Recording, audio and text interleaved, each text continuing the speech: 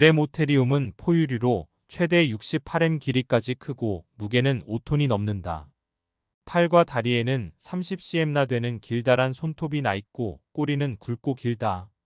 엄청나게 거대한 덩치 덕분에 다른 포식자들이 함부로 공격하지 못했다. 이런 거대한 포유류는 1만 년 전까지 북미에 있던 것으로 추정되나 빙하기가 되고 멸종했다. 이들은 땅늘보 속 동물로 현재의 나무늘보와 친척관계라고 할 수 있다. 무시무시한 공격성이 생존에 필수적이었다면 티렉스는 지금도 지구별에서 가장 위대한 번영을 누리고 있을 것이다. 생존은 사실 공격적인 것과는 별개의 문제다. 실제로 호랑이, 사자와 같은 맹수들이 멸종 위기에 처해져 있으며 현재 인간 또한 경제력이 뛰어난 국가일수록 인구 감소가 눈에 띄게 증가한다.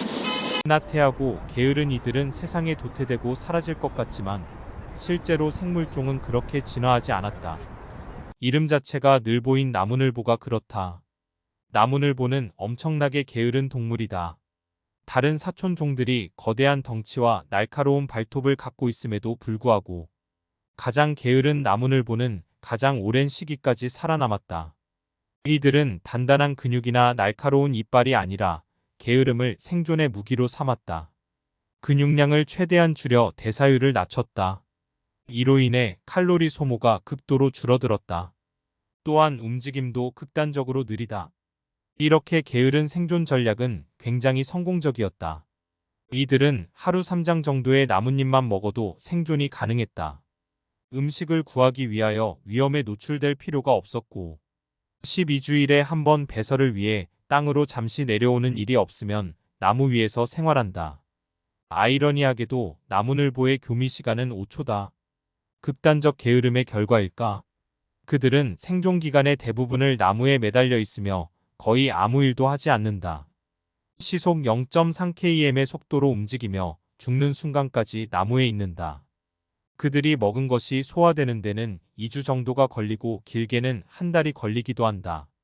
치열한 이들은 생각보다 생존력이 약하다. 미국 순위 사이트인 더 리치스트닷컴의 조사에 따르면 미국에서 가장 자살률이 높은 직업은 1위가 의사, 2위가 치과의사, 3위가 금융업 종사자, 4위가 변호사로 조사됐다. 흔히 말하는 고소득자이자 사회적 지위가 높은 직업군에서 가장 자살을 많이 하는 이유는 높은 스트레스가 정신장애와 우울증에 취약하게 만들기 때문이란다. 대한민국에서 가장 높은 자살률과 우울증 위험 비율을 보이고 있는 연령층은 230대로 나이가 들수록 줄어든다. 빌 게이츠는 힘든 일이 있으면 게으른 사람에게 그 일을 시킨다고 한다.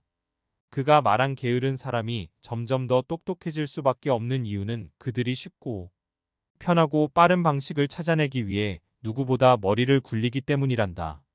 그들은 최대한 합리적인 방식으로 결과를 이끌어낸다.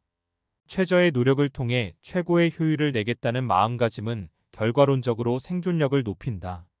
인류가 진화해온 과정을 들여다보면 확실히 그것을 알 수 있다. 산업혁명은 덜 움직이고 더 많이 생산해내기 위한 게으름이 만들어낸 혁명이다. 농업혁명은 위험에 덜 노출되면서 안정적으로 생산해내기 위한 최적의 게으름 혁명이었다.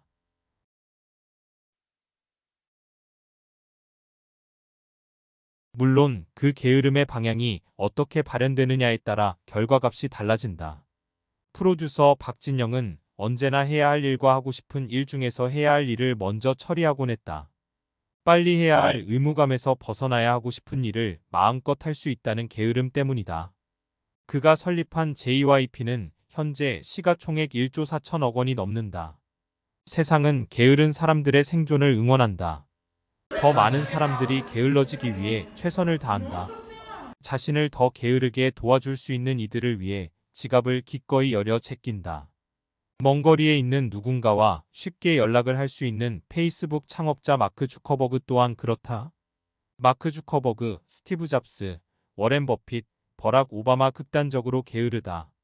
아침에 눈을 뜨고 무슨 옷을 입을지 고민하고 싶지 않은 게으름으로 그들은 항상 같은 옷수 10벌을 쌓아놓고 매일 같은 옷을 입는다. 만약 인간이 게으르길 포기하고 성실하고 부지런했다면 인류는 어떤 방식으로 진화했을까? 어쩌면 누군가와 대화하기 위해 수십 킬로미터를 걸어 다녀야 했고 밥 한 끼 먹기 위해 매일 같이 사냥하고 밥을 지었을 것이다.